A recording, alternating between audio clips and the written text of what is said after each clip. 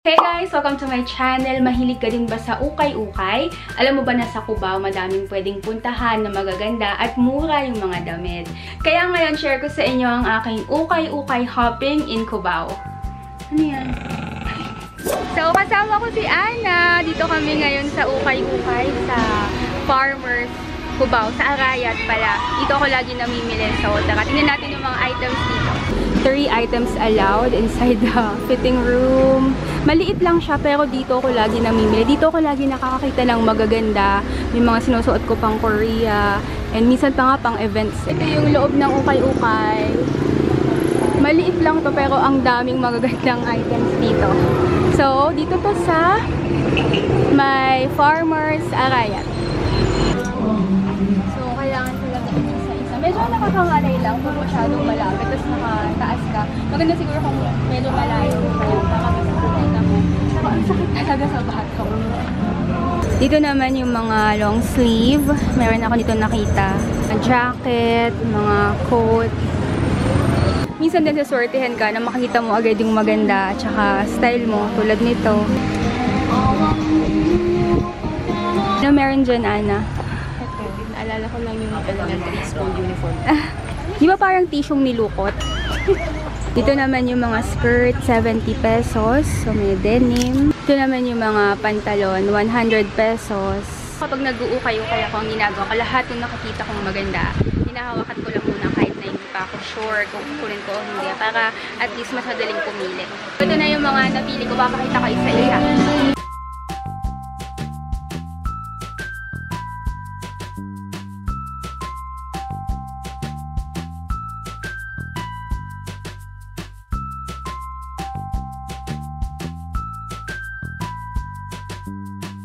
Bigyan ko kayo ng konting clothing tips para sa mga katulad kong petite. So, ang unang kailangang i-avoid yung mga malalaking ribbon, mga malalaking cut na ganito.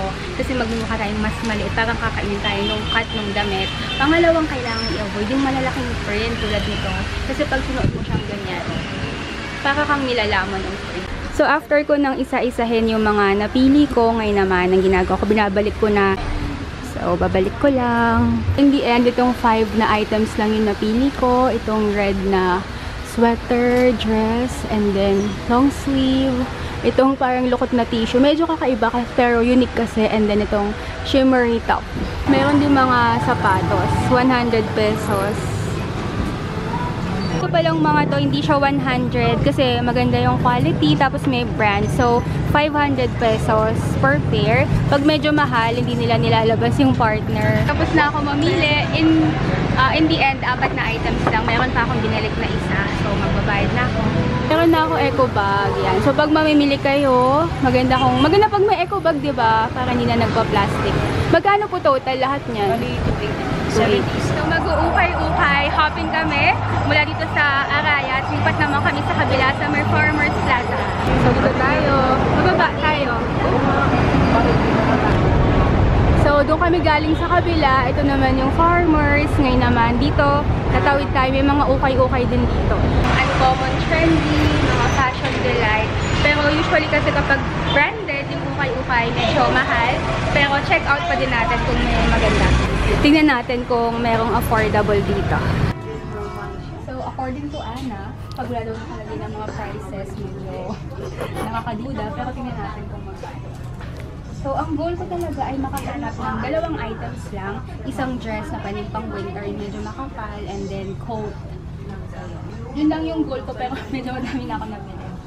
All items 105. Okay. Ang pinagkaiba kasi dito, guys, aircon siya. So, kaya siguro mas mahal. Kahit medyo mahal dito, magaganda items nila. Parang, kumbaga sa mga products, high quality, parang class A, ganun. Kasi ito, Pro Mod, yung brand niya. Tapos meron pang tag.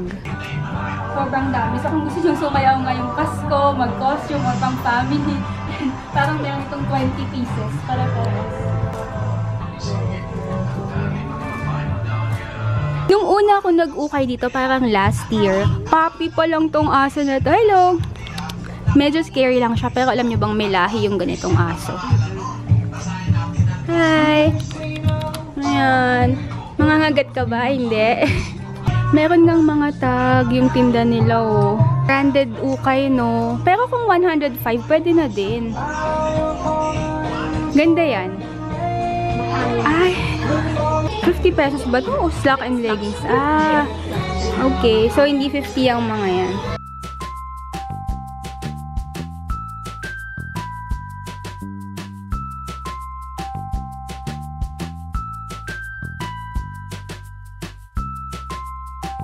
Let's go at magbalik. Akala nyo, let's go na magbalik. Let's go at magbalik. Wala kaming napili dito. Magaganda sana. Magaganda naman yung quality. Kaya lang medyo mahal for ukay and wala yung kailangan ko na long sleeve and dress. Maganda ng mga sapatos. Nagsarado na yung Fashion Delight. So, try na natin dito sa ukay wagwagan. Okay. Ito na may itsura dito. Tingin din tayo ng jacket at dress. Dito mas madaming tao. Feeling ko mas mura dito. 150 pesos. Fairness, pwede na din. 9. Sa ulo ng ating mga balita. So dito kaya pala madaming tao kasi mas malaki siya. Tsaka mas mura. So meron silang 20 each. Tapos meron ding 50 each. Ito yung positibo sa polio. May mga toys, mga kettle, gamit sa bahay. Ito, meron silang 50 each. Madami pa, hindi nilalabas. Fairness, mas madami dito. Ito yung pinakamadami. Malaki dito at madaming option. Yun nga lang, hindi naka-organize. So, halimbawa, ito, mga coat. Minsan may makikita kayong mga dress. Tapos yung mga t-shirt. Nakahalo lang din ng mga dresses sa loob. Tsaka yung mga skirts. So, ito talaga yung routine ko kapag nag-ukay-ukay. Kinokolekta ko lahat ng maganda na feeling ko magugustuhan ko. Tapos, tsaka ako namimili.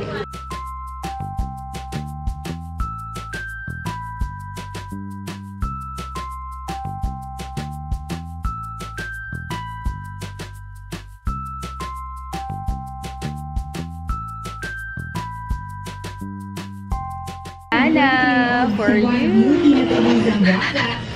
Medyo mahal, 200 pesos. Kaya pinag-iisipan ko pa. Pero ang laki dito, daming option. So, sa harap yung mga new arrival. Tapos sa likod naman, doon yung mga 20, 50. Okay, so wala akong nabili dito. Si Ana meron. Lipat. Lipat tayo, baka meron pa. So, dito to sa may Farmers Plaza.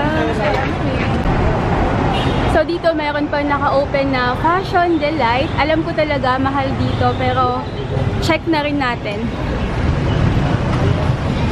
Mahal dito. Tapos, may butal. 169 yung mga blouse. Yung quality ng blouse, ganito lang. Parang 50 pesos sa iba.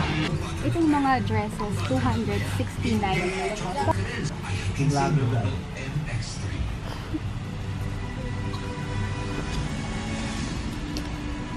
Ito, 269. Sailor Moon.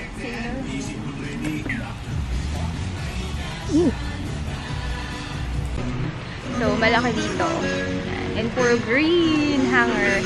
So, malaki siya. Tapos nagmumukha pang malaki yung store kasi meron silang mirror. Yun nga lang, medyo mahal kasi. So, kahit na madaming option, parang katamarin kang mag-isa-isa kasi alam mo na 169, 269, 369, ganun. So, ito yung sample ng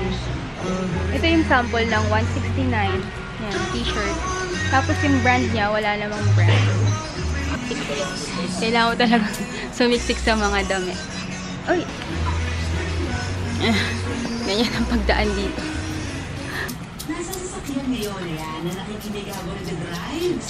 Okay. Hanap pa tayo. Baka meron pa sa iba. So, dito meron pang Fashion Delight. Last na lang. Try natin kung merong maganda. Alright. So, let's go. Fashion Delight. Try natin. Sapatos sa unahan. Ang daming sapatos. Yung mga boots nila, 480. Tingnan natin kung maganda. So, ito yung sample ng boots. 480 pesos.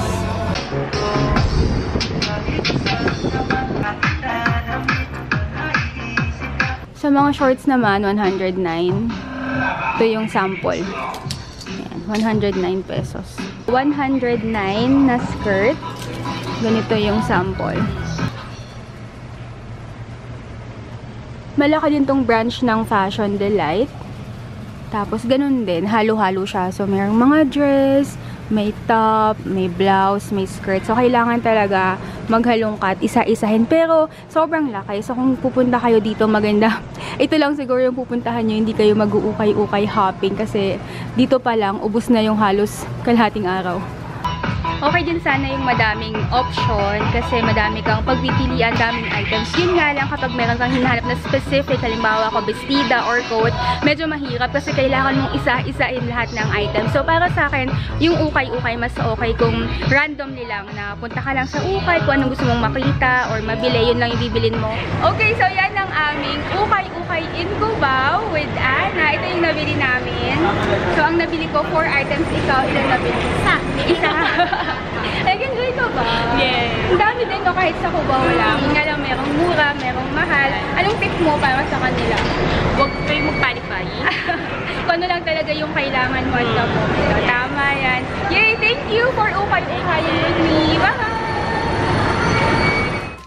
And I'm back from my ukay-ukay hopping in Cubao. Sana nag-enjoy yung mga pinakita kong ukay-ukay na malapit lang sa Farmers, sa Arayat. So, ito yung mga napamili ko. Konti lang. So, yung goal ko na jacket tsaka dress pang winter, wala.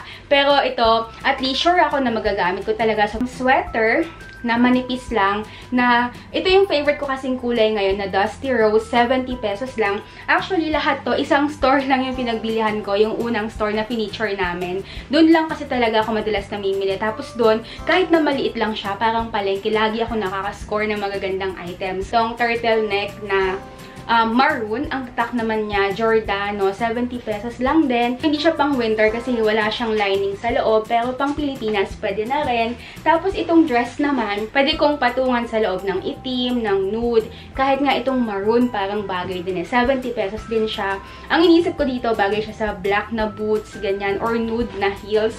And last item naman, para sa mga events, ganyan yung mga biglaang event na kailangan ng mga sparkling damit. 4 items, pero sure naman ako na magagamit ko. So I hope you guys enjoyed this ukay-ukay vlog in Cubao. Kung meron kang request na gusto mong puntahan ko para makapag-shopping vlog, comment ka lang para next time try ko namang pumunta doon. Kung first time mo lang ako napanood, please subscribe to this channel, Real Asian Beauty. And kung nasa Facebook and Instagram ka, follow na din ako. Search mo lang at Real Asian Beauty. So see you next time. Bye-bye!